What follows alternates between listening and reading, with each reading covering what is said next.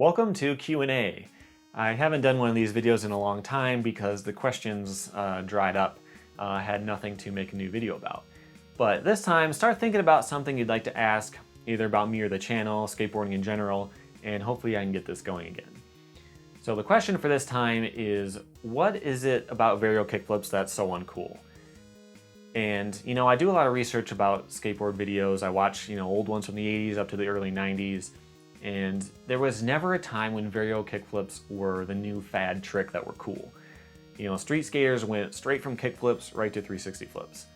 You see some footage of varial flips now and then, but they just weren't the cool new thing at any point.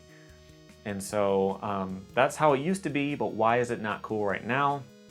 I think one of the biggest reasons is just that people think of it like a little kid trick. When a kid's starting to learn kickflips, there's a lot of people who they have trouble flicking off the side to keep the board straight. So they flick forward and then it forces the board to turn a little bit, and then they try to catch it around, spin this way, meet up with it. And they just do these nasty varial kickflips, and it just becomes one of the first tricks that a kid learns. And so that's kind of the association with the trick. When you think about a really cool trick, you're not thinking of something that 10-year-old just did over in the grass. So that's why varial kickflips in particular aren't cool, even though big spin flips and inward heel flips and similar types of stuff are fine. Like a varial heel flip, nobody learns that first as a little kid. So I think that's one of the big reasons. The second one is just that it's an easier version of a 360 flip. So even as far back as the 80s, people were doing 360 flips on giant 10-inch boards, and a varial kickflip was just the halfway. I can't get the full scoop, so I'm just going to do a 180 version. I think this is a little bit weird because if you think about a varial heel flip, you don't think of it as half of a laser flip. You don't think of a hard flip as half of a 360 hard flip. But that's just kind of the thing.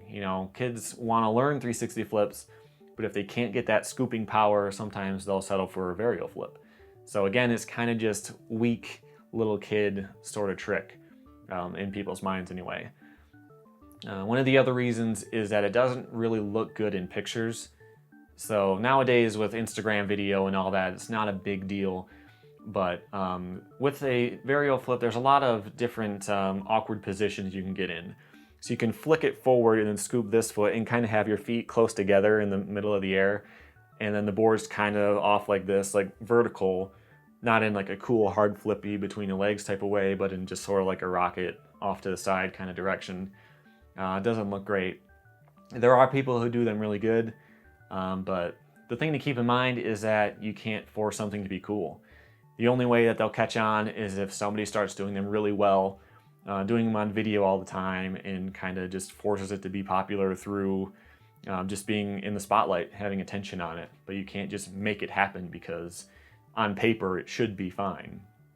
So that's it about varial flips. One of the other questions was what happened to my Flatline 15 and Shred School videos. So I had talked about in comments and things that I was going to be doing a lot of them over the summer. And what happened is I hurt my knee pretty bad. I have something called patellofemoral pain syndrome, which just means that the knee joint, like not the side of the knee or the IT band or whatever, but the knee joint itself hurts for some reason.